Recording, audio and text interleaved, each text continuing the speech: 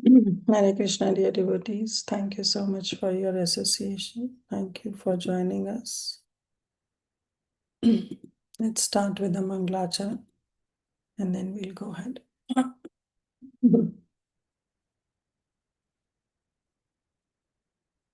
Om Namo Bhagavate Vasudevaya. Om Namo Bhagavate Vasudevaya. Om Namo Bhagavate Vasudevaya.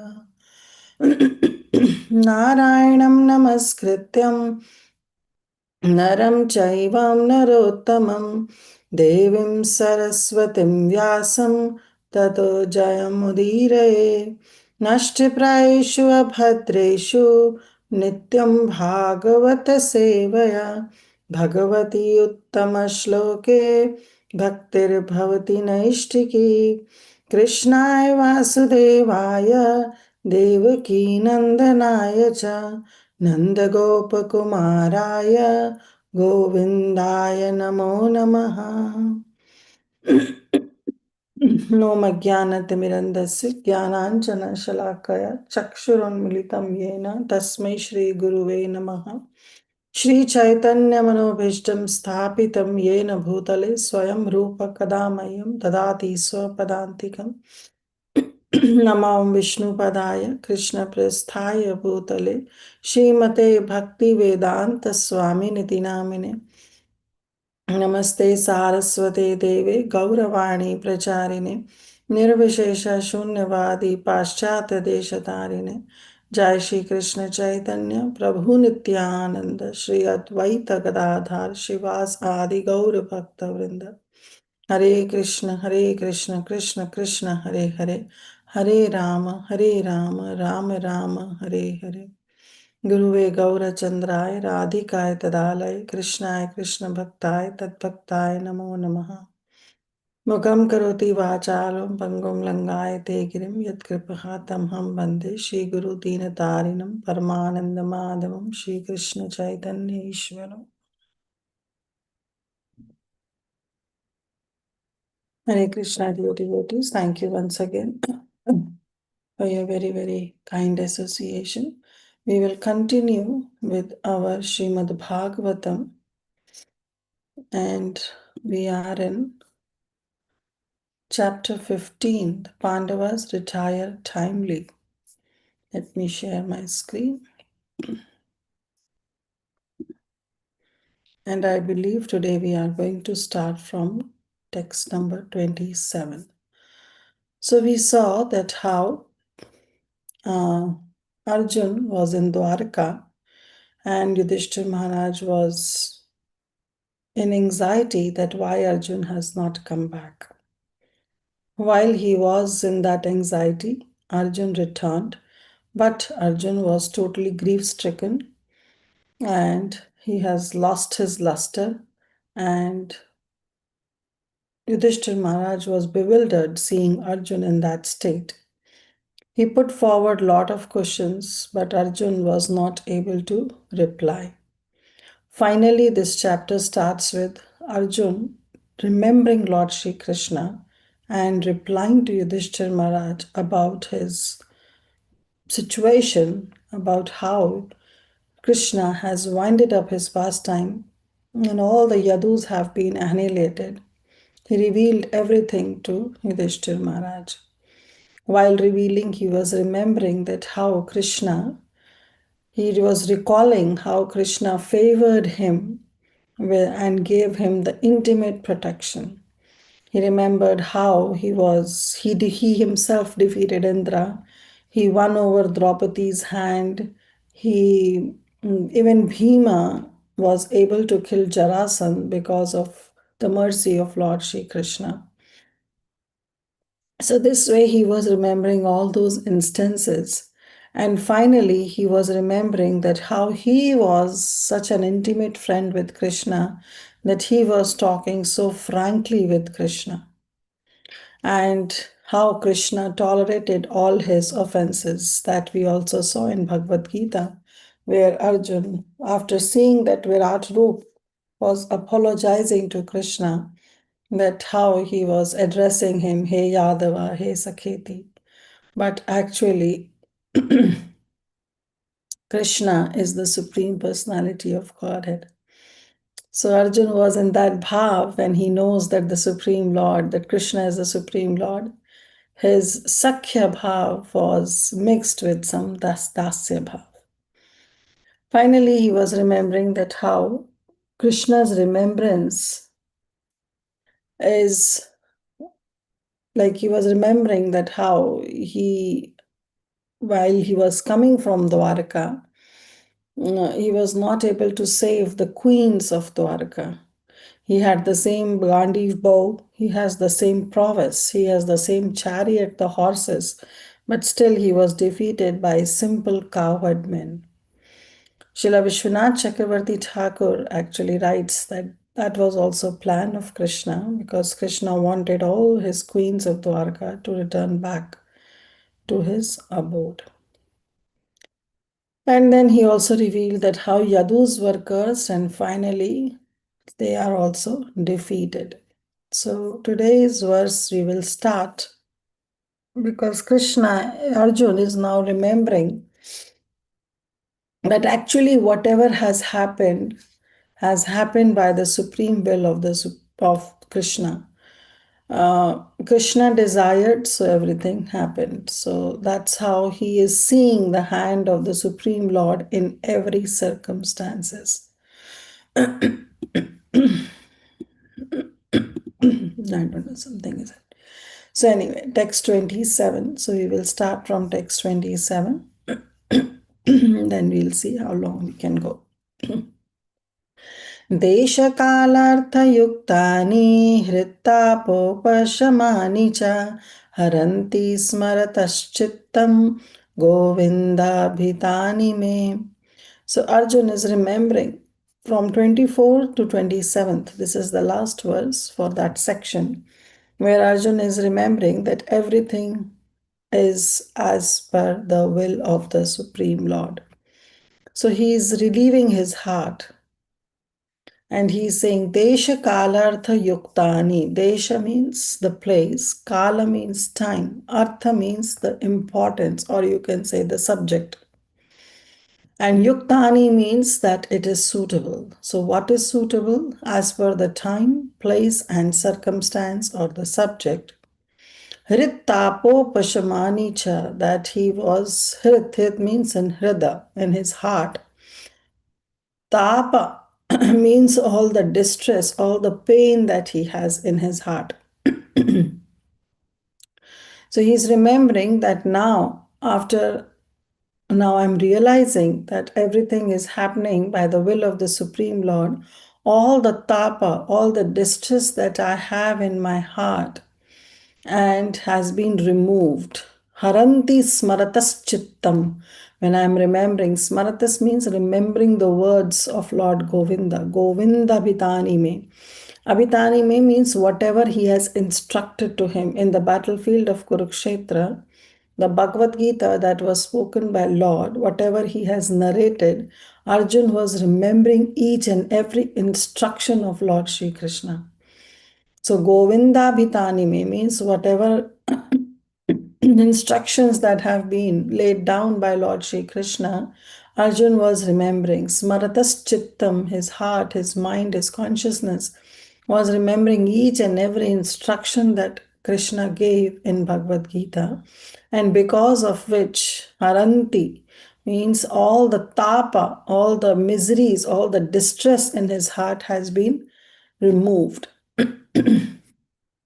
And how Krishna was speaking? Krishna was speaking the words that Krishna spoke in Bhagavad Gita, they were suitable for all time, place, and subject.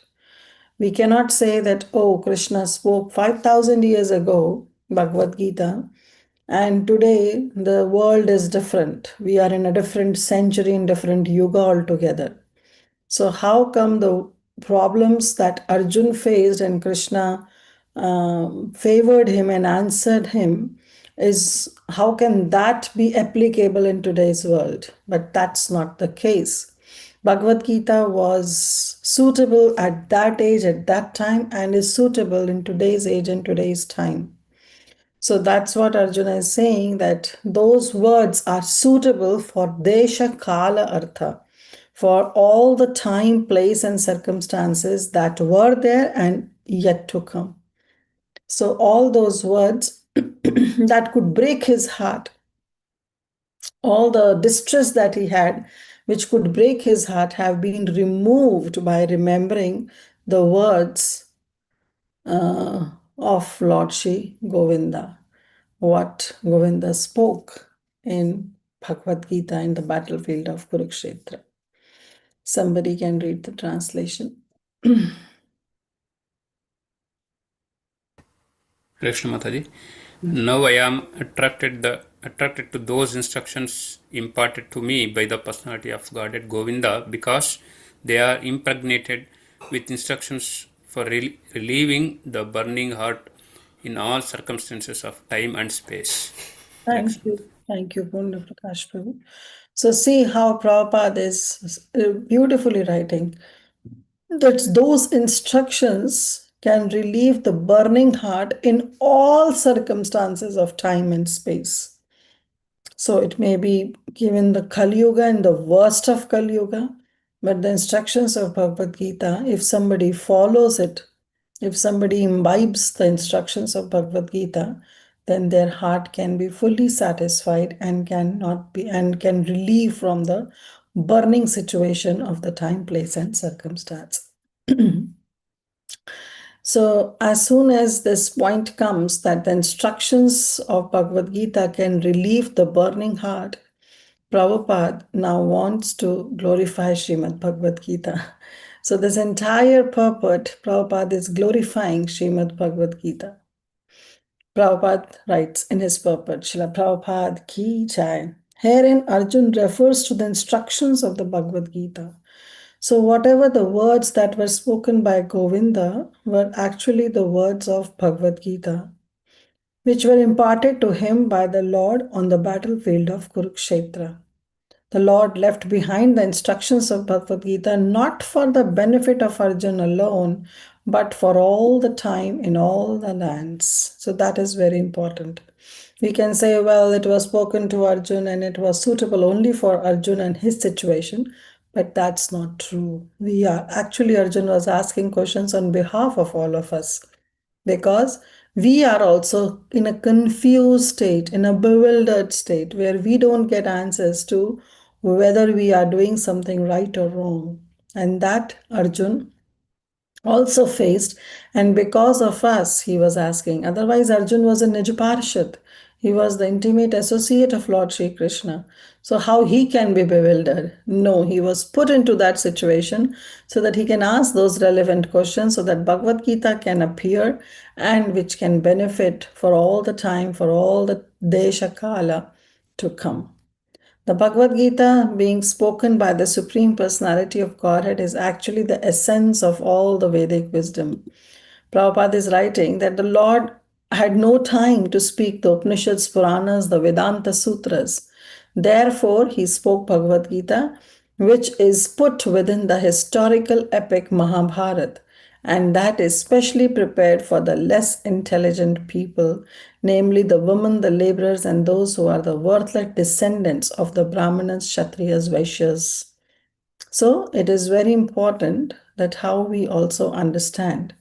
Prabhupada is writing that the problem that arose in the heart of Arjuna on the battlefield of Kurukshetra was solved by the teachings of Bhagavad Gita. We saw in Bhagavad Gita that how Arjuna was so perplexed, so bewildered in the start, but as soon as he surrendered unto the Lord, he got all his answers, and finally he took up his Gandiva and he fought for Krishna.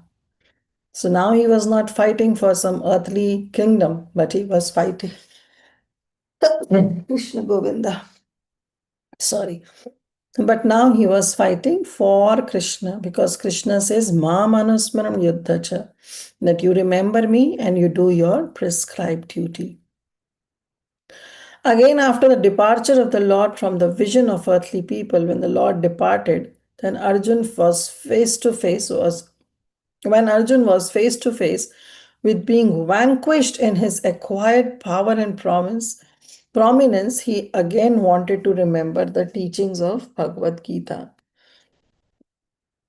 just to teach all the concerned that the Bhagavad Gita can be consulted in all critical times. So, till today, Bhagavad Gita can be consulted. We can still open the page of Bhagavad Gita and get all our answers, provided we have full faith on Bhagavad Gita.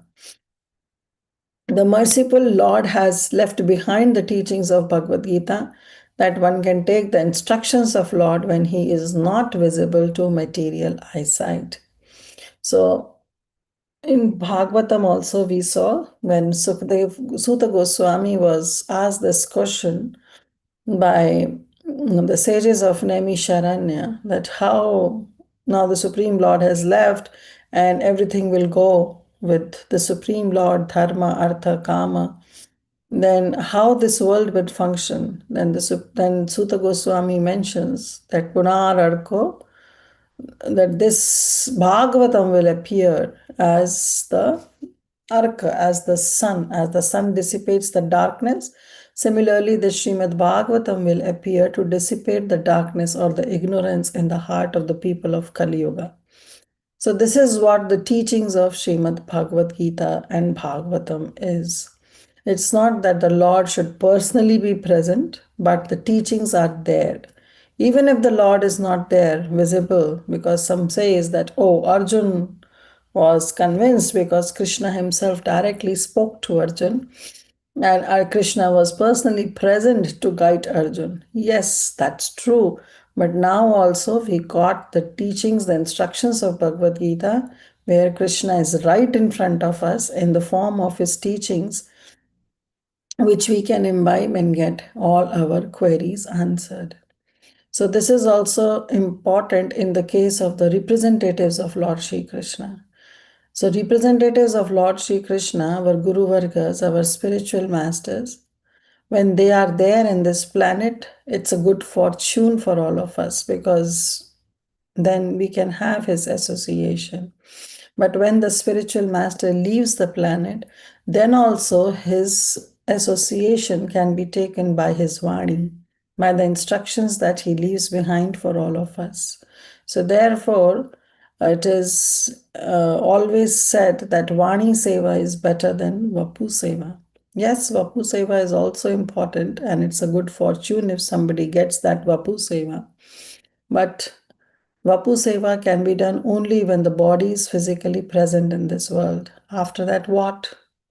So it is only the Vani Seva. When Srila Prabhupada was there on this planet, he guided all his disciples. But when he left, all his disciples were in late 20s or in early 20s. They were very young. How were they able to flourish this entire movement is only and only by following the instructions of Srila Prabhupada. So it is very important that one should take the instructions very seriously. Material senses cannot have any estimation of the Supreme Lord, but by his inconceivable power, the Lord can incarnate himself to the sense perception of the conditioned souls in a suitable manner through the agency of matter, which is also another form of the Lord manifested energy. Yes, with our material conditioned senses or the conditioned mind or the conditioned body, it's hard to understand the spiritual things.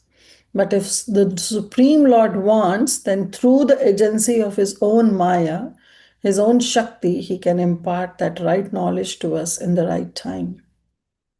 And that is what is Bhagavad Gita.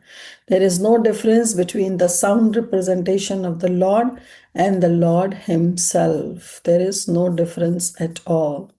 Nama Chintamani Krishna Chaitanya Rasa Vigraha Purna Shuddho Nitya Mukto Abhinnatvam Nam Namino.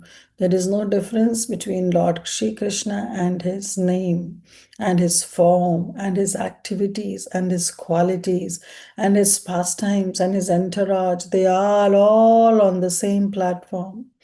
Nam Abhinnatvam Nam Namino. There is no difference because The name of Lord Shri Krishna is also Purna Shuddha. It's a very, very pure and Nitya Mukta, and it can liberate anybody.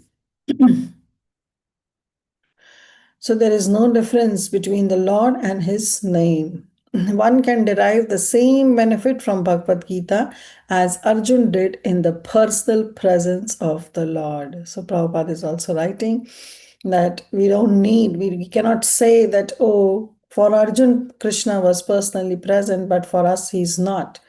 But he is in the form of his instructions. And there is no difference between Krishna and his words, Krishna and his name, Krishna and his form, abhinnatvam nam namino. And then Prabhupada is writing that how Bhagavad Gita deals in the five subject matter. And what are those five subject matter that Bhagavad Gita deals with is Ishvara, the Supreme Lord, the living being that is Jiva, nature is the Prakriti, time and space is Kala, and the process of activity is Karma. So these are the five subject matter that Srimad Bhagavad Gita deals with. That is Ishvara, Jiva, Prakriti, Kal, and Karma. And out of these, all four of them are eternal. Ishvara is eternal, Jiva is eternal, Prakriti is eternal, Kal is eternal. What is not eternal is the karma. If karma would have been eternal, then you and me would have not been sitting in the Zoom class and discussing Srimad Bhagavatam. We are discussing Srimad Bhagavatam because by the association of Srimad Bhagavatam or by the association of the instructions of Srimad Bhagavad Gita, we can change our karma. Now that is altogether a different topic, that what karmas can be changed. Definitely prarabdha cannot be changed because we have to bear. But sanchit karma and aprarabdha karma can still be burnt by the association of Srimad Bhagavad Gita or Bhagavatam. Then Prabhupada is writing, nature, the difference between the two has been analyzed as the difference between the whole and the part and parcel. What is the two difference? That out of the Supreme Lord and the living entity. Ishvara and Jiva, they are qualitatively one because this Jiva is the part and parcel of the Supreme Lord. Mamai Vamsha Jiva Loka Jiva Bhuta Sanatana. Then qualitatively they won, but that doesn't mean that there is no difference. There is a huge amount of difference among the quantity. Matter, that is this Prakriti, that is also eternal. It manifests and it unmanifests. It is temporary, but it is always there. So, out of these five subjects, the Supreme Lord, the nature, the time, they are all eternal. But the living entity, nature, and time are under the direction of the Supreme Lord. So, He is the Ishvara. Time is also under His control, Prakriti is also under His control, and the living entity, the Jiva, is also under His control.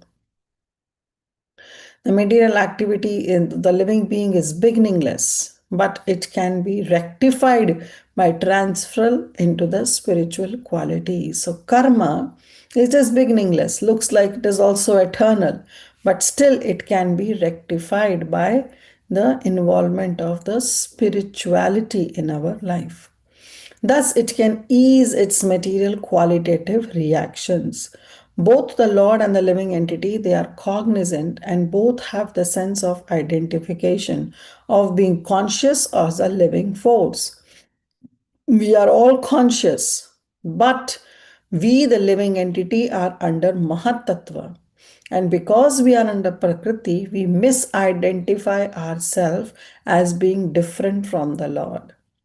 So we have to identify ourselves as qualitatively one with the Lord. We have to identify ourselves that we are the part and parcel of that Supreme Lord. And not only we, everybody is the part and parcel of the Supreme Lord. If we understand this, then there is no question of getting animosity with others. There is no place of enviousness. If I love my Supreme Lord and I know my Supreme Lord is present in the heart of every living entity, then where is the question of animosity? That's why Srimad Bhagavatam starts with Nirmatsaranam Satam. Bhagavatam says that I am going to reveal myself only to those devotees who are Nirmatsara, who are non envious, who realizes that everybody is part and parcel of that Supreme Lord, and I love my Supreme Lord.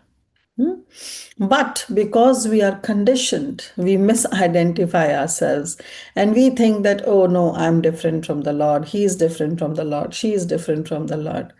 And then we bring ourselves into the position of Ishwaras, that I am the proprietor, I am the master, I can do whatever I want as per my own whims.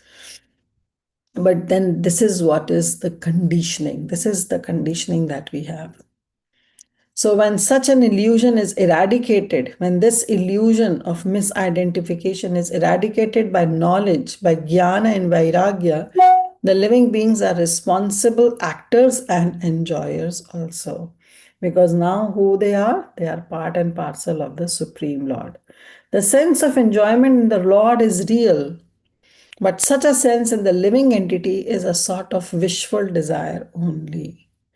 The enjoyment propensity of the Lord is there. Yes, He is the supreme enjoyer. And we are only enjoyed. We are completely dependent on the Supreme Lord. This difference in consciousness is the distinction of the two identities.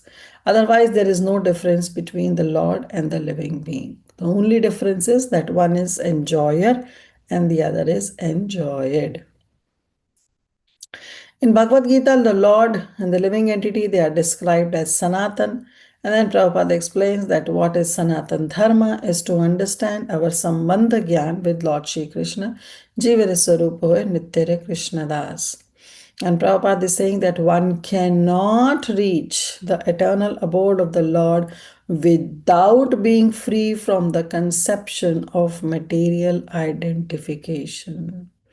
Till the time we are in this bodily identification and have this possessiveness, the sense of possessiveness, this I-ness and mine-ness, then forget about going to the spiritual world.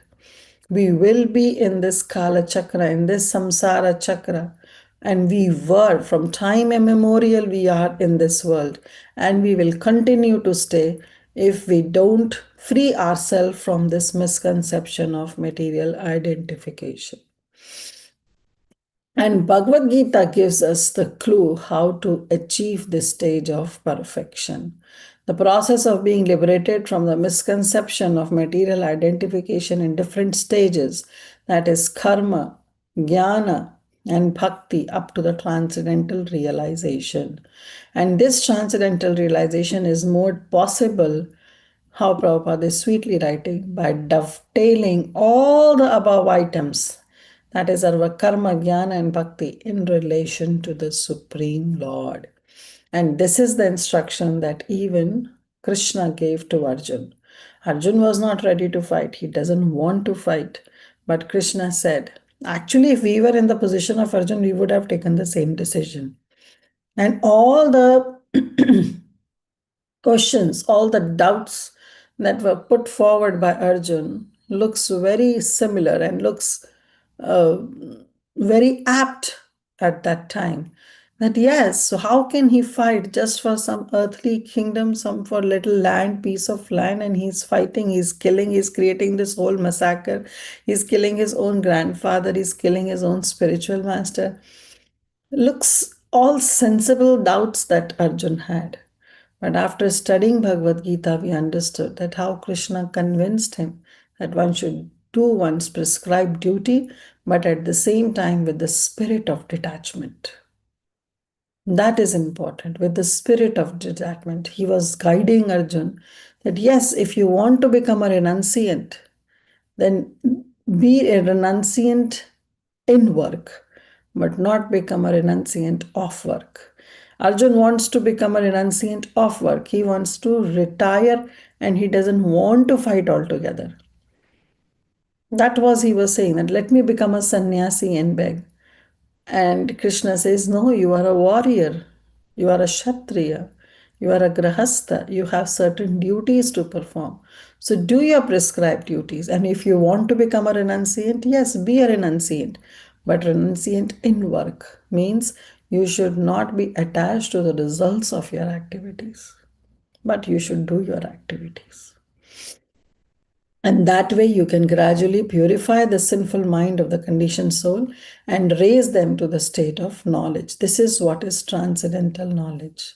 The purified stage of acquiring knowledge becomes the basis of devotional service of the Lord. As long as one is engaged in jnana, or his knowledge is called jnana, solutions of, as long as one is engaged in researching the solution of the problems of life, his knowledge is known as jnana. But on realizing the actual solution of life, one becomes situated in the devotional service of the Lord. So when we try to solve the problems one by one, this is just a simple knowledge, that true knowledge. But if we understand the source of all the problems, and what is the source of all the problems? Janma, Mrityu, Jara, Vyadhi. Prabhupada says you can deal with all the problems in this world, but they are all temporary. They are related to this body. Your financial problem, your mental problem, your economic problem, this problem, that problem. It is all associated with this material body. But the real problem is the problem of Janma, Mrityu, Jara, Vyadi. That why there is Janma, why there is Mrityu. Deal with those problems, and then you will come to the real understanding. And the Bhagavad Gita begins with the problems of life by discriminating the soul. That soul is different from the body. Bhagavad Gita is therefore meant for terminating all different types of miseries. And Arjun took shelter of this great knowledge which had been imparted to him during the Kurukshetra battle. So now Arjun is remembering those instructions of Bhagavad Gita, and by remembering those instructions, those knowledge that was imparted to him on the battlefield of Kurukshetra, he is somewhat getting relief from his heart. Otherwise, he was totally perplexed, he was totally bewildered. He was not able to understand how he's going to survive, how it's going to happen. But now he has shifted his consciousness towards the instructions of Bhagavad Gita. Now the question can come that Arjun, did he forget during this entire time? Did he forget those instructions? No, he didn't. He didn't forget those instructions. But now when he's reliving that pain, because when Arjun was in battlefield, at that time he was in that painful situation where he doesn't want to fight with his relatives just for certain piece of land. He doesn't want to fight. So he was pained at that time. And same thing when now Krishna has winded up his pastimes and he's not able to save even the wives of Lord Shri Krishna. He was in that same pain, and therefore he is reliving those instructions of Bhagavad Gita. So he didn't forget, but he's actually, Arjun is put in that situation so that we all can understand that Bhagavad Gita is the solution of all the critical problems in our life. Provided we understand Bhagavad Gita properly and provided we imbibe those instructions of Bhagavad Gita in our life 100%. So that is important. So now, from verse number 28 onwards, then Krishna, Arjun will be speaking, Suta Goswami will be telling that how Arjun finally, after remembering the instructions of the Supreme Lord, he situate himself in that transcendental mode. His entire consciousness is shifted now, and how he is able to terminate all the different types of miseries by situating himself in the remembrance of the Supreme Lord. Suta Vacha Evam Chintayato Jishnu Krishna Pada Saroruham Sauhridadi Gadena Shanta Sid Vimalamati. Very beautiful verse. He's saying Evam Chintayanto Jishnu. Jishnu refers to the Supreme Lord. So this way, Chintayanto Jishnu, the Arjun was remembering the Supreme Lord. His Chintan means first he was doing Chinta. He was in anxiety. So he left that Chinta and he did Chintan. He remembered the Supreme Lord. thinking of his instructions. And what he did is he fixed his consciousness on Krishna Pad Saroruham. He fixed his consciousness on the feet. Krishna Pad means on the feet of Lord Shri Krishna, and those feet are like Saroruham, are like the lotus flowers. So he um, fixed his consciousness on the lotus feet of Lord Shri Krishna. And not only that, he remembered Sahrida Adi Gadena. He was remembering the deep friendship that he had with Krishna, that intimate relationship that he had with Krishna, the sambandha that he had with Krishna. Adi Gadena. Gadena means with great intimacy. The relationship between Arjun and Krishna is not a superficial relationship, it's an intimate relationship. And Arjun is remembering that. Shanta, and remembering all that instructions and all that his intimate relationship with Krishna, Arjun got Shanta, he got peaceful, he got pacified. Vimala Matihi. Matihi means his mind, and Vimala, Mala means contamination. Vimala means that he was without any tinge of material contamination. His mati, his mind has become completely purified now, because now he understood, he was able to see the hand of Lord Shri Krishna behind all the circumstances he has gone through. Okay, this is the right understanding that one should have. So, while keeping his consciousness fixed on the lotus feet of Lord Shri Krishna and remembering that how Krishna was Sauhrida, means he was in deep friendship with him, and he's remembering the sambandha with Lord Shri Krishna, he got peaceful in heart and all the contamination, his mind was wiped off. Somebody can read translation. Hare Krishna Mataji. Mhm. Translation by Srila Prabhupada. Shuddha Goswami said, thus being deeply absorbed in thinking of the instructions of the Lord, which were imparted in the great intimacy of friendship, and in thinking of his lotus feet, Arjuna's mind became pacified and free from all material contamination. Hare Krishna. Thank you, Gauranga Prabhu. So Arjun's mind became pacified. So he says, Shantashit Vimala Matihi. Prabhupada is writing in his purport, very beautiful purport. We'll read each and every word of it. Since the Lord is absolute, the deep meditation upon him is as good as yogic trance. That's why in Bhagavad Gita also, Krishna instructed Arjun, thus you become a yogi. Leave all kind of austerity, all kind of penances, but you should become a yogi. Because yogi means that you have to become a yukta, means oneness with the Supreme Lord. So that is what is a yogi. So it is as good as yogic trance, and that is what is deep meditation, the smaranam of the Supreme Lord. The Lord is non-different from his form, qualities, pastimes, entourage, and specific actions that we saw. Abhinnatvam nam namino. Arjun began to think the instructions of the Lord that he gave him on the battlefield of Kurukshetra. And only those instructions began to eliminate the tinges of material contamination in the mind of Arjun. Therefore, his mati became Vimala. The Lord is like the sun. The sun's appearance means immediate dissipation of darkness.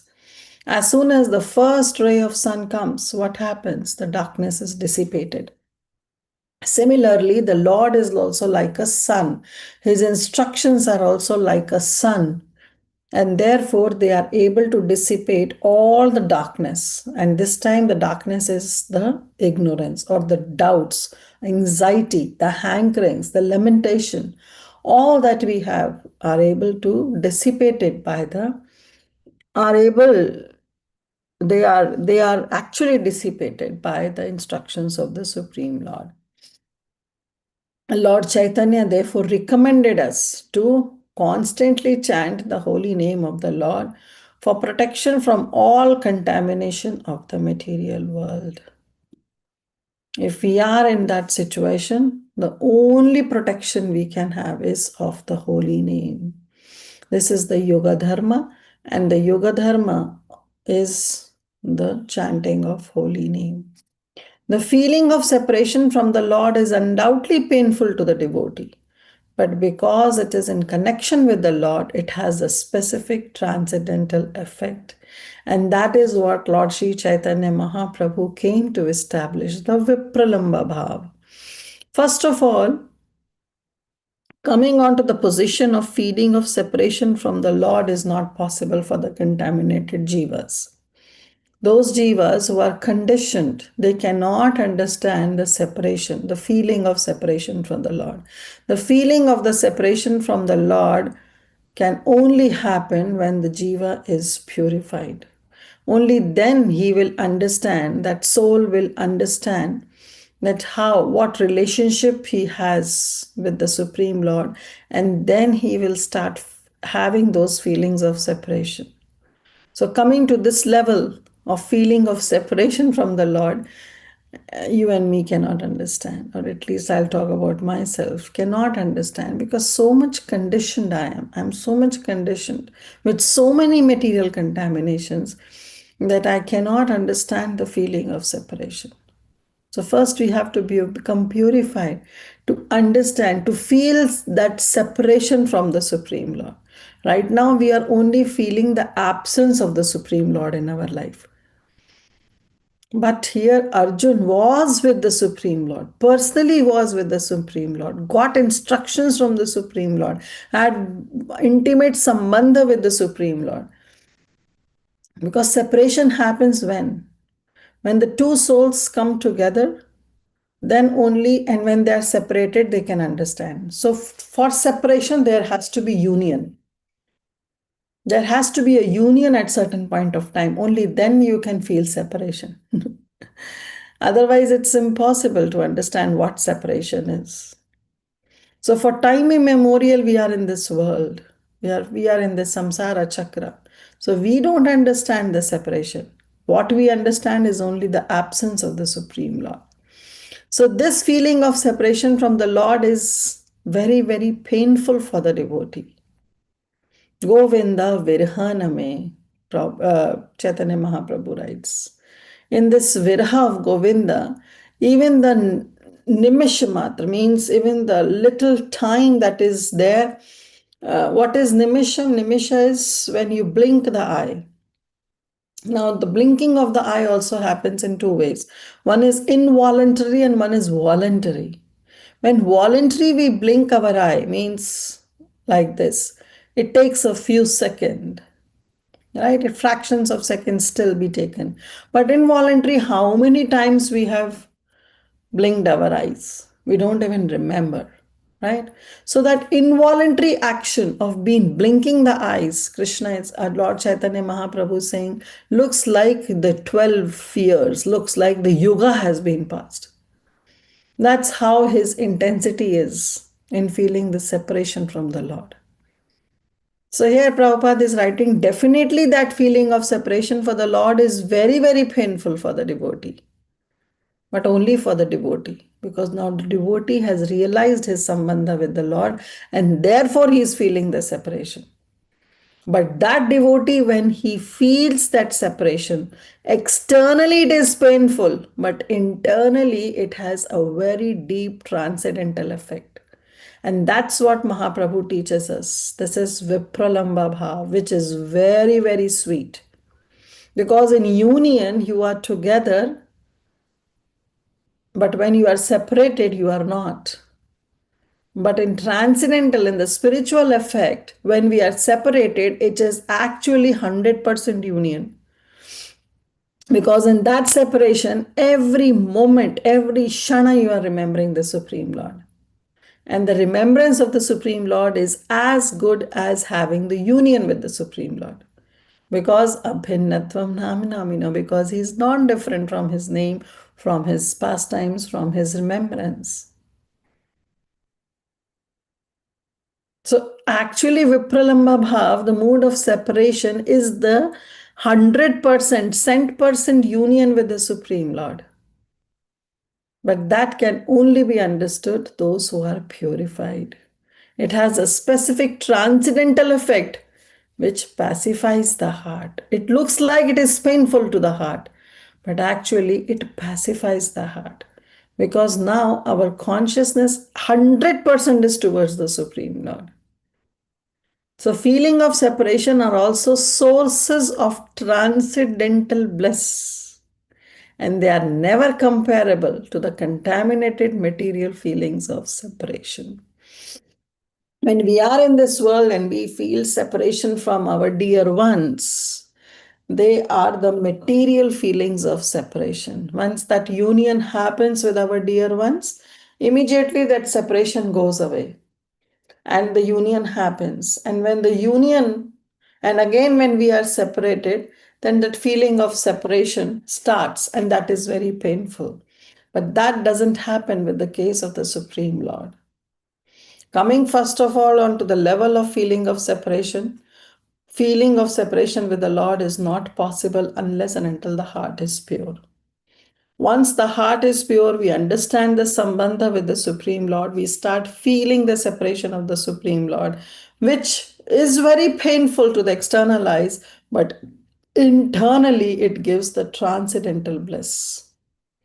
Because every moment we are remembering the Supreme Lord, and that means we are in union with the Lord. This is what Prabhupada is writing. It's a very deep philosophy. It's actually the entire philosophy of Krishna consciousness that is being laid down by Sri Chaitanya Mahaprabhu, which Prabhupada has just quoted in few words, in few lines. Okay, so now Arjun is also remembering those instances, those beautiful, intimate relationships that he had with the Supreme Lord. And by remembering him, by fixing his consciousness on the lotus feet of the Lord, his mind became pacified and Vimalamati and got freed from all kind of material contamination. Text 29. So now what he's done? Vasudevangri anudhyana paribhramitaram hasa bhaktya nirmaitha ashesha shayadhishano arjuna. So now what he has done? Vasudevangrihi. Angrihi means the feet. Right? We say pankajangrihi means the lotus feet.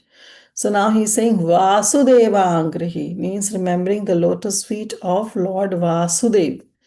Anudhyana, dhyana means to remember. Anudhyana means constantly remembering. Anu word means constant. Anushilanam, right? In that famous definition of bhakti, Anyabhilashita Shunyam, it says Anukulena Krishna Anushilanam. Constantly remembering. Anudhyana. So he was in constant remembrance of the Supreme Lord.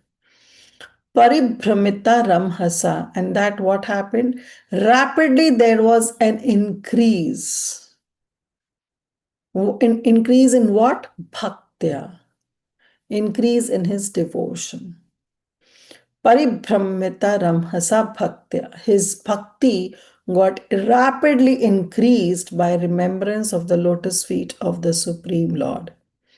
Then what happened? Nirmatya, Ashesha. Ashesha means whatever little bit contamination that was left, whatever the residue, Ashesha means the remainder, you can say, whatever was there, it was subsided. Nirmati. Nirmati means it was subsided. Means whatever little residue, whatever little contamination that was left was immediately subsided. Shaya. Shaya means he was completely free. Dhadhishano. He was completely free. His mind, his consciousness was completely free from all contamination.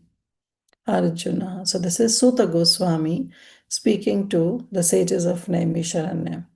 That how Arjun, he was completely free from all kind of contamination. Whatever little bit residue was left was also subsided. when he focused his consciousness onto the lotus feet of the Supreme Lord. So there was a rapid increase in his devotion and he got freed from all material contamination.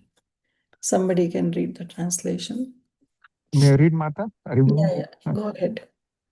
Uh, Arjuna, Arjuna's constant remembrance of the lotus feet of Lord Shri Krishna rapidly increased his devotion, and as a result of all the trash in his thoughts subsided. Haribol. Thank you. Thank you, Praladananda. So now here, Sutta Goswami is speaking that whatever little bit remainder of uh, contamination was there, that was also subsided when Arjun took shelter of the lotus feet of Lord Shri Krishna. Srila Vishwanath Chakravarti Thakur says, how can that be possible? Because Arjun is an associate, is not actually only the associate, but he is the avatar. Naranarayan Rishi, he came as Nara. So it is impossible for him to have the contamination. But then why we can say that Arjun was contaminated? Maybe perhaps Srila Vishwanath Chakravarti Thakur says, because there was Amsha of Indra in him. And Indra is a demigod, he is a Jiva. So, because there was an Amsha of Indra in him, therefore he got contaminated. But again, Srila Vishwanath Chakravarti Thakur says that just having an Amsha of Indra cannot supersede the he being the associate of the Lord. So that can also not be possible. So, with the very beginning of bhakti, it appears that as soon as one takes the shelter of bhakti yoga, immediately one's intelligence is free from all contaminations. Her material contamination का क्षय हो जाता है means it is completely destroyed as been explained by Arjun. So here Arjun is just a nimit matra. He is just teaching us through his circumstances that how by constant remembrance of the lotus feet of Lord Shri Krishna one can rapidly increase in one's devotion and all the trash in his thoughts gets subsided. So Arjun is put into that situation, and therefore Srila Vishwanath Chakravarti Thakur says that don't think that Arjun had some contamination. No, it is for us that we have been explained by the medium of Arjun that how one can get free from this material thoughts, this trash and that material thoughts by remembering Lord Shri Krishna's lotus feet.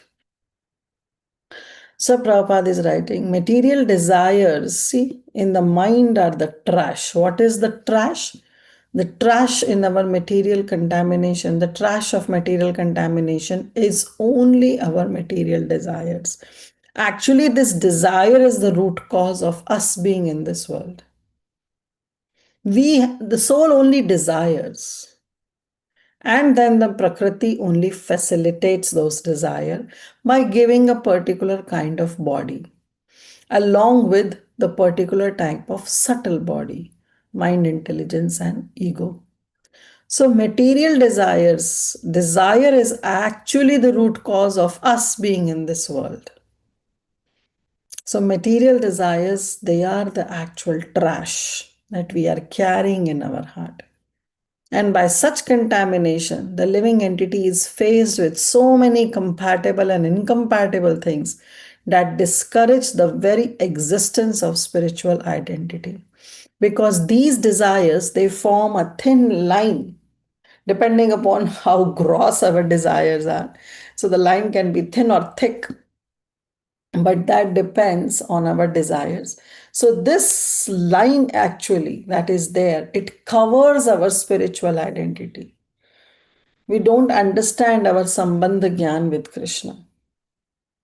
We don't ever understand the existence of our spiritual identity. Why? Because now we have been covered with these desires that we have, and therefore all the spiritual identity is covered. And we situate ourselves in this bodily conception of life. So, birth after birth, the conditioned soul is entrapped with so many pleasing and displeasing elements. So, naturally, when we are in this material world, we are bound to face all the dualities of this world. We are bound to face, and they may be pleasing and displeasing. But if we see, then who has put us into this situation? It's we only. Nobody has to be blamed for this. It's our desire only where we decided to enjoy separately from Krishna. And that desire becomes the root cause of our existence in this material world. And thus we face sukha and dukkha in this world, which are all false and temporary. Prabhupada is right. All this sukh is also temporary, this dukh is also temporary. Anityam, this is anityam. Matta svarshastu kauntaya sushitusna sukha dukkhada agama paino anityas. Krishna says. This is anitya. Therefore, tam tatikshvasa bharata. Therefore, tolerate. Right in the second chapter, Krishna is telling, Oh Arjun, you have to tolerate the dualities of this world. But go to the source that who has put us into the dualities. It's we only. We are the root cause. Because we desired at some point to enjoy separately from Krishna. And therefore we are in this, entrapped with so many pleasing and displeasing elements. And then what happened? They accumulate due to our reactions of material desires. But because the more we desire, the more we act on that desire, naturally we'll accumulate some reactions. Good or bad, both. Both are dangerous because both are going to keep us in this world.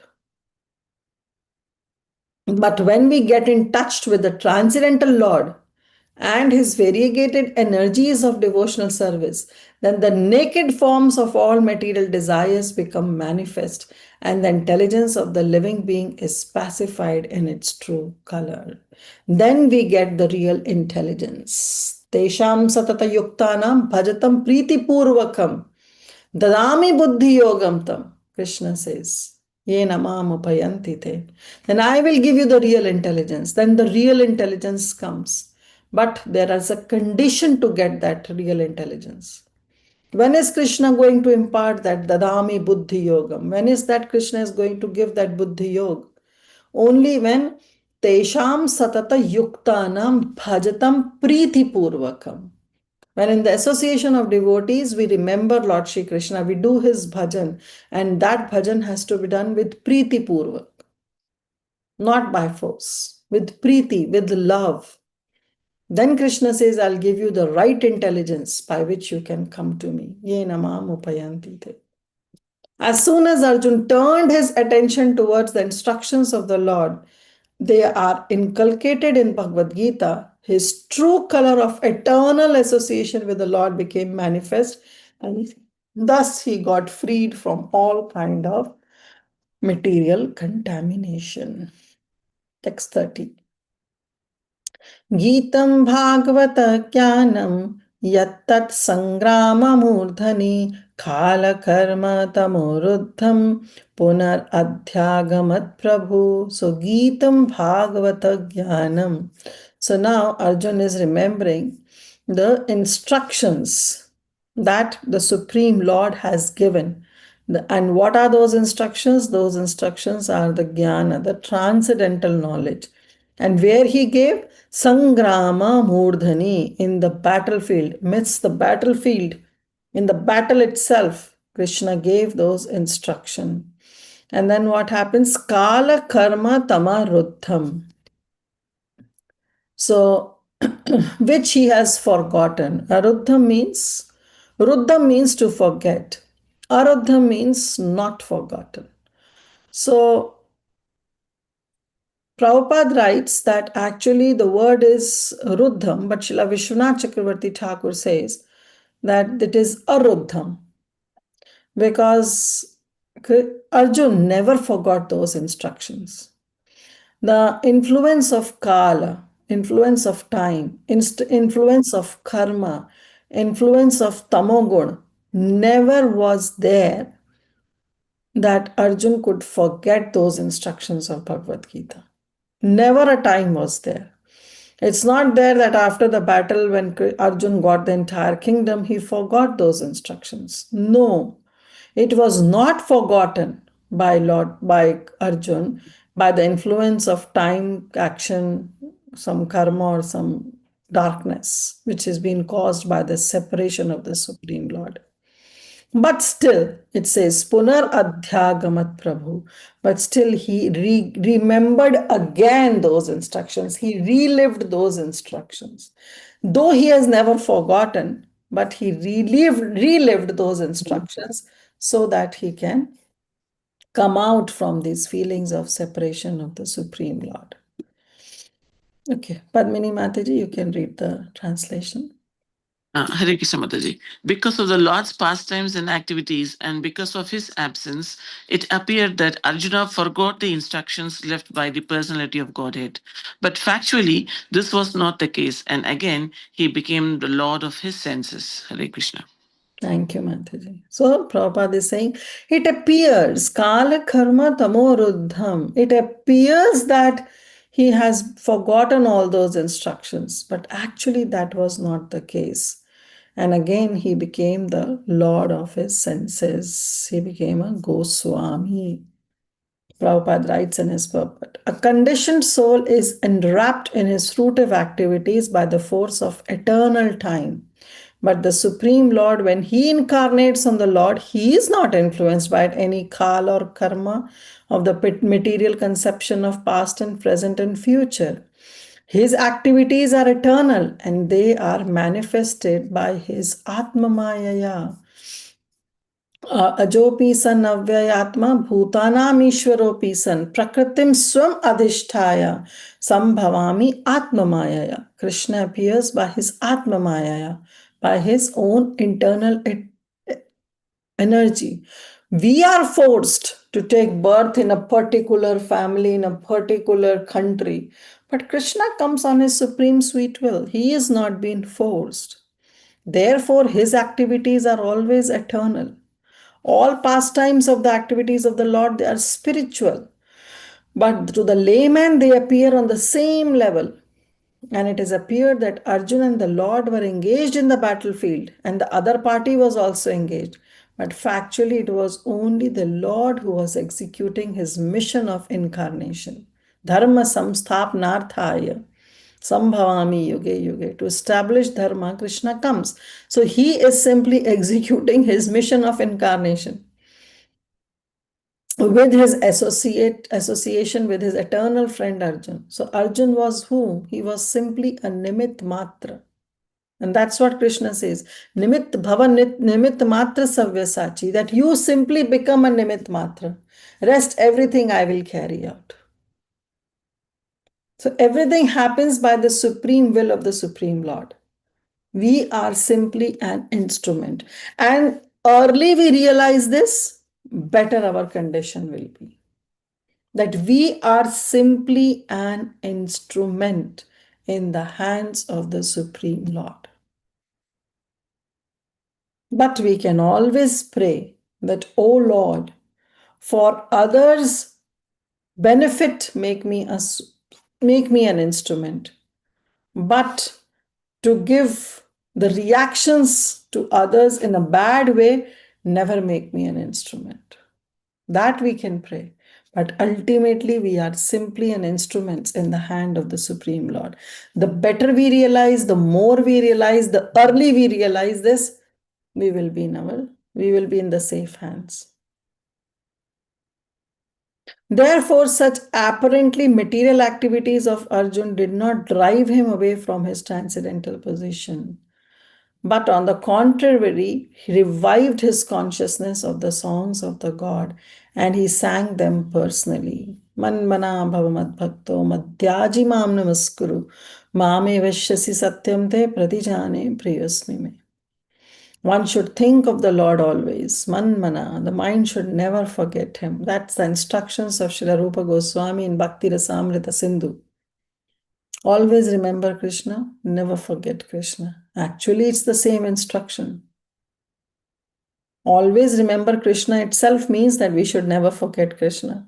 But he still says, always remember Krishna, never forget Krishna. Why he reiterates the same line again in a negative way, in a positive way, two ways? It is just to lay the emphasis that never should be a time where we forget the Supreme Lord, because always remember Krishna and never forget Krishna means if you forget Krishna, you will pay a higher price. This is actually, I don't remember the name of that Nyaya. It's a logic that is there in the Nyaya Shastra.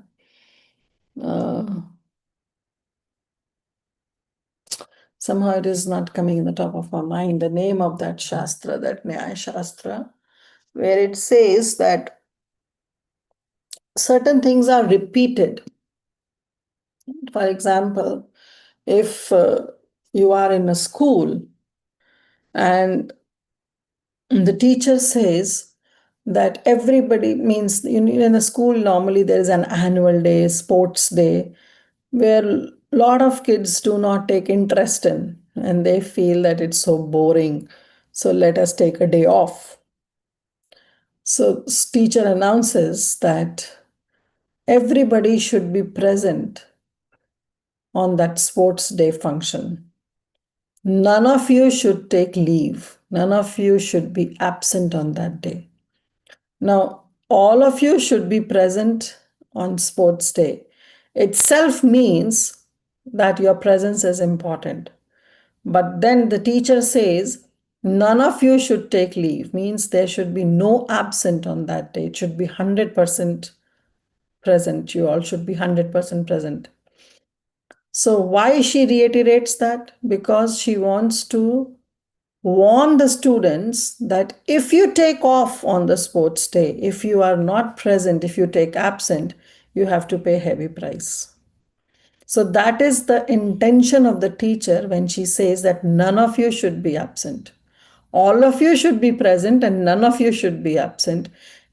Means that she wants to say that you have to pay a heavy price in case you are absent on that particular day.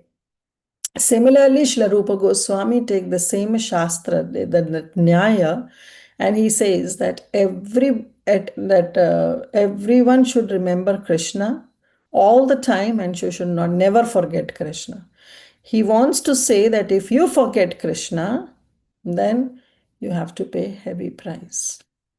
So one should always think of the Lord and the mind should never forget him. One should become a devotee of the Lord, Mat Bhakta, and offer obeisances unto him, Madhyaji Mam Namaskuru. One who lives in that fashion becomes undoubtedly endowed with the blessing of the Lord by achieving the shelter of his lotus feet. And there is no doubt about this eternal truth, no samshaya. Because Arjun was his confidential friend, the secret was disclosed to him. So that's Arjun. Krishna already told to Arjun that because you are my friend, Bhaktosmi Sakha Cheti, therefore I am revealing this confidential knowledge unto you. Arjun had no desire to fight with his relatives, but he fought only for the mission of the Lord. Ma Manuswaram Yuddha Cha. Krishna says, you fight for me. Delegate this entire fight to me. He was always engaged in the execution of his mission only. And therefore, after the Lord's departure, he remained in the same transcendental position, even though it appeared that he forgot the instructions, but actually he didn't. One should therefore adjust the activities of life in pace with the mission of the Lord, and by doing this, one is sure to return back home, back to Godhead, and this is the highest perfection of life. So this is another instruction that Prabhupada gives, that one should therefore adjust the activities in pace with the mission of the Lord. Many times people ask this question that, my time, my work, my daily routine doesn't allow me that I can do certain activities for the Lord. Or how can I maintain the balance between my material life and spiritual life? But the point is that why you have to maintain the balance. There is no need to maintain the balance. That is a very initial stage.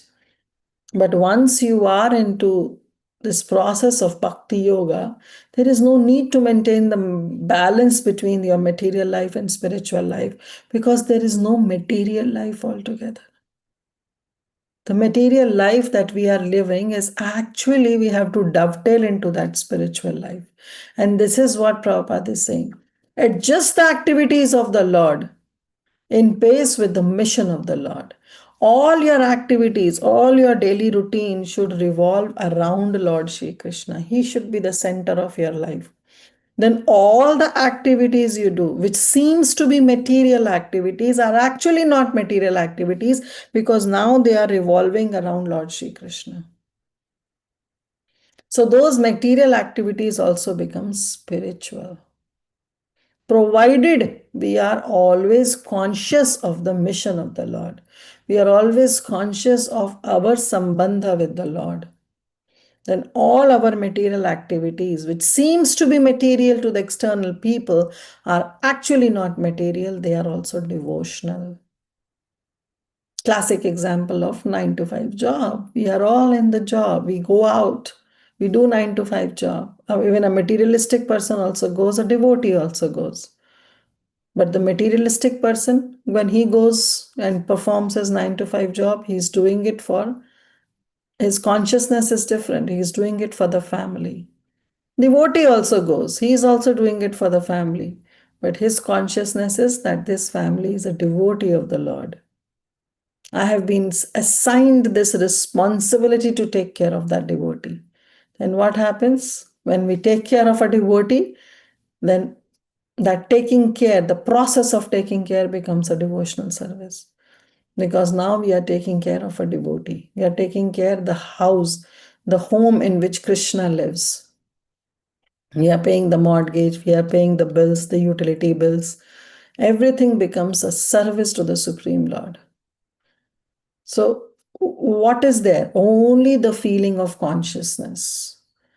When the consciousness is of Krishna consciousness, then all our activities become spiritual. That's what Prabhupada is saying, that one should therefore adjust the activities of the life with the mission of the Supreme Lord. And then one is sure to return home back to God, and this is the highest perfection of life. Text 31. Vishoko Brahma Sampatya Sanchinna Dvaita Samshaya Lina Prakriti Nirgunyad Alingatvada Sambhava. So now this is important verse because it can be taken otherwise by the Mayavadis. So we'll understand in the spiritual aspect of it. Vishoko Brahma Sampatya. Vishoko means he was free from all kind of lamentation, all kind of hankering, all kind of material desires. Vishoka. Koi shok nahi tha means there was not a tinge of material desire or hankering or lamentation. He was free from everything. Brahma Sampatya. Sampatti means the asset he has. So now Arjun had sampatti of what? Not the material sampatti, not the material asset, but he was possessing the spiritual assets because his consciousness is fixed on the lotus feet of Lord Shri Krishna. And once you get the spiritual assets, naturally you are get free from all kind of material contaminations. Sanchinna Dvaita Samshaya, and therefore all the doubts, all the problems in the mind of exception and rejection, our mind always play, right? Always we have nivritti and pravritti.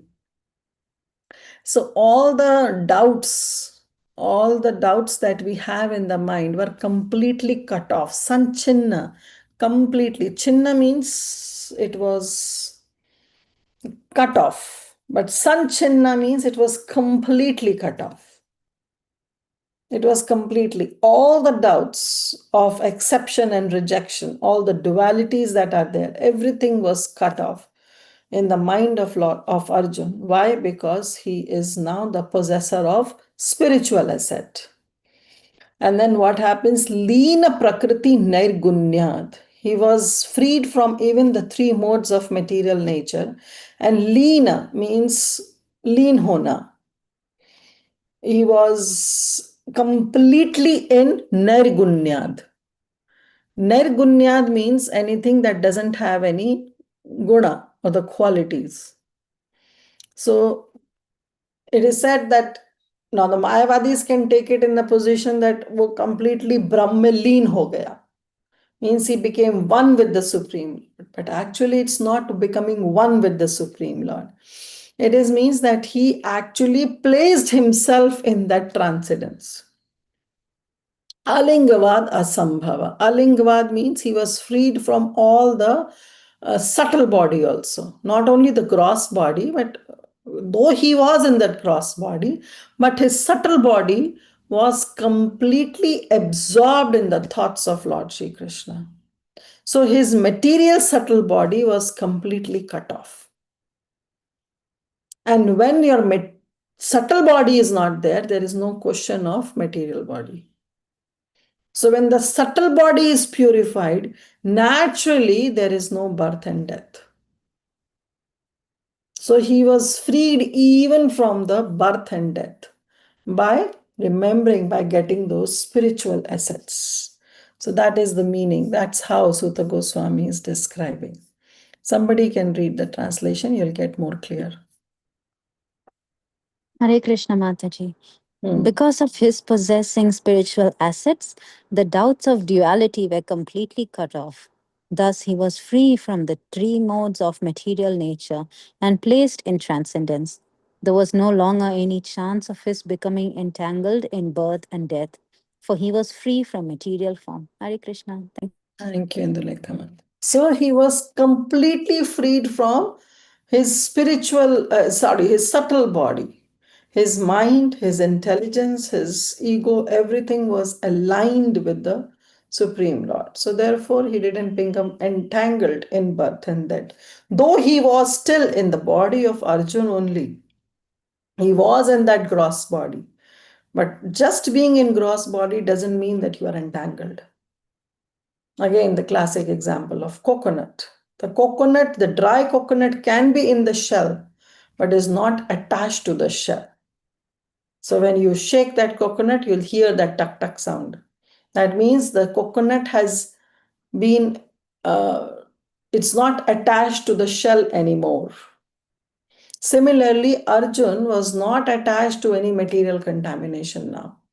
Because his subtle body gets purified, therefore his entanglement with this material body also got cut off, or sanchinna was completely cut off. So there was no longer any chance of becoming entangled in birth and death. So he was liberated in his present body only. That is what is the meaning. Prabhupada writes, doubt of duality begin with the misconception of the material body. This is the duality, the doubt of duality. And this starts with the foolish people when they understand, when they identify themselves with the body. Everything is mine, myself, my body, my relative, my property, my wife, my children, my wealth, my country. All this mamata is there. My. This is actually the cause of bewilderment for the conditioned soul. By assimilating the instructions of Bhagavad Gita, one is sure to be released from such bewilderment because the real knowledge is the knowledge of the Supreme Lord. Everything is a manifestation of His potency only. The potency and the potent are non different. So the conception of duality is at once mitigated by attainment of perfect knowledge. So this is what is transcendental knowledge. That there is no difference between the potency and the potent. They are non-different. This potency is also belongs to that potent only. Because the potent is there, therefore his potency is there. As soon as Arjun took up these instructions of Bhagavad Gita, as expert he was, he could at once before eradicate the material conception of Lord Shri Krishna, his eternal friend. He could realize that the Lord was still present before him, by his instruction, by his form, by his pastimes, by his qualities, and everything else related to him. He could realize that Lord Shri Krishna was still present before him in different non-dual energies, and there was no question of attainment of the association of the Lord by another change of body under the influence of time and space.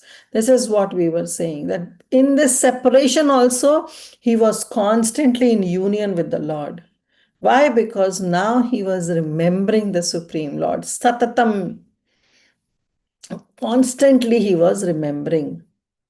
By attainment of absolute knowledge, one can be in the association with the Lord constantly, even in this present life. How? Simply by hearing, chanting, thinking, and worshipping the Lord. Shravanam, Kirtanam, Smaranam, Adanavabhida Bhakti. One can see him, one can feel his presence even in the present life, simply by understanding the Advaya Gyan, that how we are non-different from him, but qualitatively. Quantitatively, there is a huge difference. Lord Chaitanya says that simply by chanting the holy name of the Lord, one can wash away that dust of the mirror, the dust on the mirror of that pure consciousness. Cheto darpanam marjanam. And as soon as the dust is removed, one is freed from all material conditions. Then we can see face to face. To become free from these material conditions means to liberate the soul. As soon as one is therefore situated in that absolute knowledge, his material conception of life is removed, or he emerges from the false conception of life. Thus, the function of the pure soul is revived in spiritual realization. This practical realization of the living being is made possible due to his becoming free from the reactions of the three modes of material nature. So you have to become free from the three modes of material nature. And by the grace of the Lord, a devotee is raised onto that platform. One is not able to see, feel the presence of the Lord in all circumstances until one is endowed with the transcendental vision made possible by devotional service prescribed in the revealed scriptures. So, seeing the hand of the Lord in all circumstances is not possible for everyone.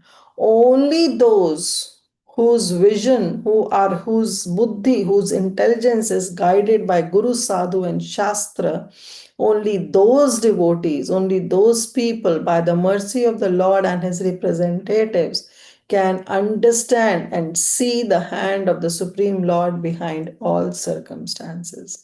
Otherwise, it is not possible.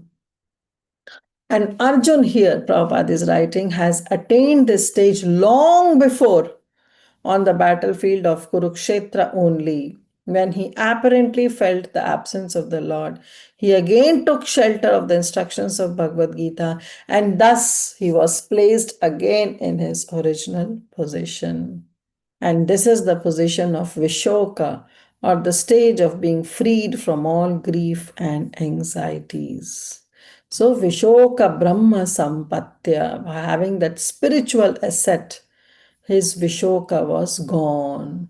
His Shoka was gone. He became Vishoka without any Shoka. And all his doubts, all his samshaya were sanchinna, lina prakriti nairgunyad. Now here I was saying that even the Mayavadis can say that he can become a nirgunyad. But actually it is not. Nirgunyad means that without any material gunas. Okay?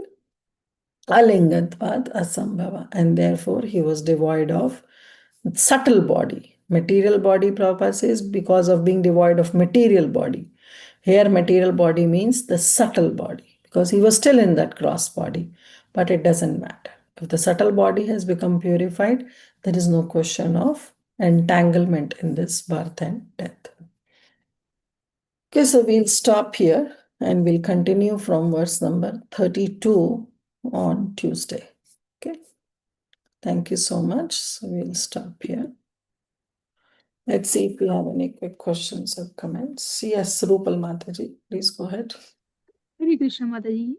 Could you explain the last part that one can see the presence of God if he is endowed with the required transcendental vision made possible by devotional service prescribed in the revealed scriptures? So, you mentioned Guru, Sadhu, and Sastra. So, only with this blessing one can see the presence of the Lord. Because I heard that in Vrindavan there's a thin layer and still people who are elevated they can see the presence of Lord in Vrindavan. So His this is aprakat lila, they can see. Yes, go ahead. Aparakat Leela. So and another point I really learned today is like feeling of separation from Krishna will come only when your heart is purified, or else that separation feeling you will not get it. And you gave one name to that feeling. What is that called? Some term you used. Vipralamba bhav. Vipralambha. Vipralamba bhav. Getting feeling of separation from the Supreme Lord. So here in this purport it says that it will be only possible by devotional service prescribed in revealed scriptures. So if you follow the scriptures, you will be able to see the presence of Lord. Yes, Shastra Seva, Shastra Adhayan. The study of the Shastra is very important because the Shastras give us the right intelligence where we can lead to. And how those Shastras will be revealed to us? By the association of Shri Guru and Sadhu. So Sri Guru should also be abiding by the rules of the Shastras, only then that Sri Guru is the bona fide spiritual master. Otherwise, that Sri Guru is also not a bona fide spiritual master. If he is not ascertaining to the teachings of Shastras. So therefore, it's a three-track lane, Guru, Sadhu and Shastra. So when we have full faith in this, because see, if we have faith in the Guru, that means, and that Guru is abiding with the instructions of the Shastras, that means we have the perfect faith in the Shastras, right? So it is very important. Only when we have this faith in Guru, Sadhu, and Shastra, we'll be endowed by the mercy of the Supreme Lord. And when we'll be endowed by the Supreme Lord's mercy, only then this transcendental knowledge will be revealed in the heart. As you said, that those who are so purified, they are able to see that aprakat leela even in the dham. Why? Because they are being endowed with the mercy. And why that mercy is there? Because they have full faith in their Guru, who is abiding by the instructions of the Shastras. Thank you, Mataji. Wonderful. And one more question is, in this, I understand that when you say subtle body, the mind, ego, and intelligence means Arjuna, he purified it.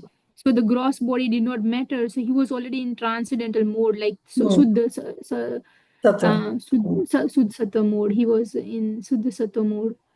And that it helped to, yeah, in this purpose, like whatever happened. Okay.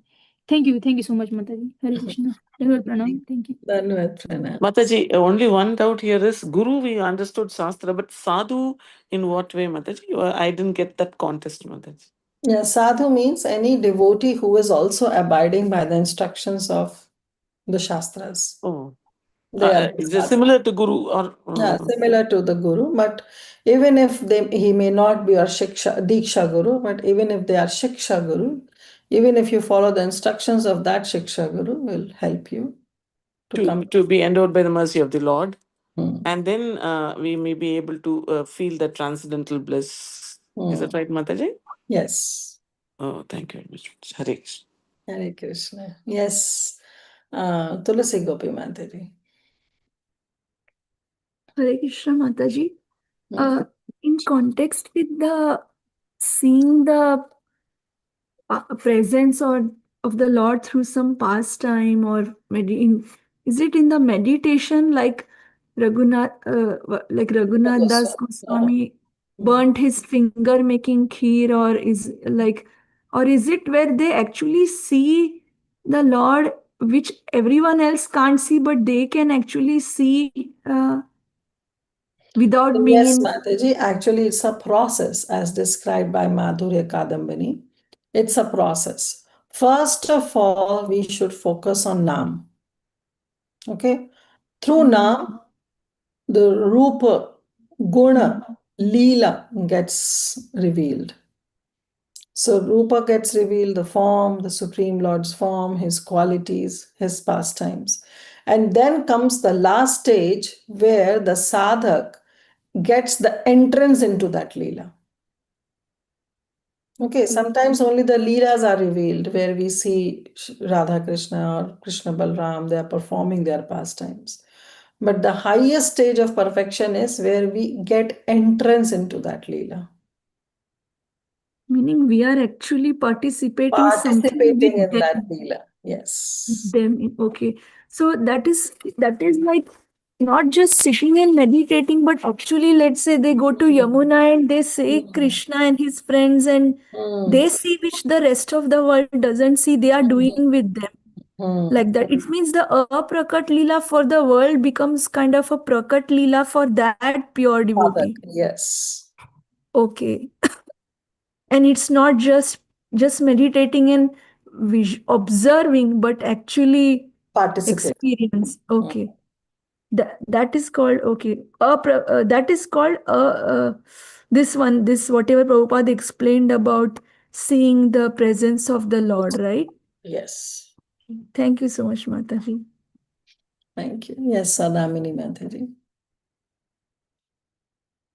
Hare Krishna Mataji, Dandavad Pranam. Dhanavad Pranams. For the class. Mataji, I was reflecting on one point. Please correct me. You were discussing the point renunciation in work and not renunciation from work. So Hmm. this whole chapter, Mataji, where Arjuna is remembering everything about Krishna and giving all credit to Krishna. Hmm. So this philosophy Arjuna is displaying here, no Mataji, like renunciation in work. How he Hmm. did not take credit of anything. Hmm. Yes, I this was is just thinking about. yes, renunciation in work, not renunciation of work. Okay, Yes, thank you. thank you, Mataji. Yes, Nisha Mataji. Hare Krishna Mataji, Dandavad Pranams. Dhanavad Thank you so much for such a nice class as always. Mataji, my question was, Pranams. like when we are chanting, Hmm. and sometimes we try and kind of like for me, I find it hard to concentrate on the names when chanting. So I try to kind of visualize somehow seeing, trying to see Radha Krishna's form, or, just um, imagining that they're sitting in my home or they're coming to my home or something. Is that okay to do, or is that See, not recommended? if you are forcefully uh, trying to meditate, if that is by force, then it is not recommended. Because all these things have to come on its own. Okay, nothing is forceful in chanting. Chanting means only concentrating your mind on the Naam, hearing the name. Prabhupada says only hear the name. So only hearing should happen. And for hearing, you can take different assistants, like you can keep the name in front of you, means the whole Mahamantra in the front of you. You can read that Mahamantra. While chanting, you can see that Mahamantra. So the point is that first hearing has to be done. Now, with that hearing, automatically the pastimes are coming, then don't stop it. Automatically the form of the Lord is getting revealed, don't stop it. But forcefully don't indulge your mind in remembering the Lord and imagining that the Supreme Lord is in your home. That is not recommended. That has to come on its own. And that Naturally, will okay. come, yeah, naturally it has to come, and that will come on its own when our hearing is perfect. So through hearing, all the contamination goes away. Because now the whole consciousness is filled with that Mahamantra. So it's a it's a long process, right? Like I should say, it's a difficult process.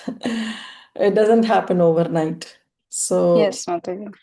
that is the point we have to understand. You're So right when it about is that. coming on its own, don't stop it, but Okay. don't forcefully try to imagine, visualize Okay. Okay. Thank you, Mataji. Hare Krishna. it.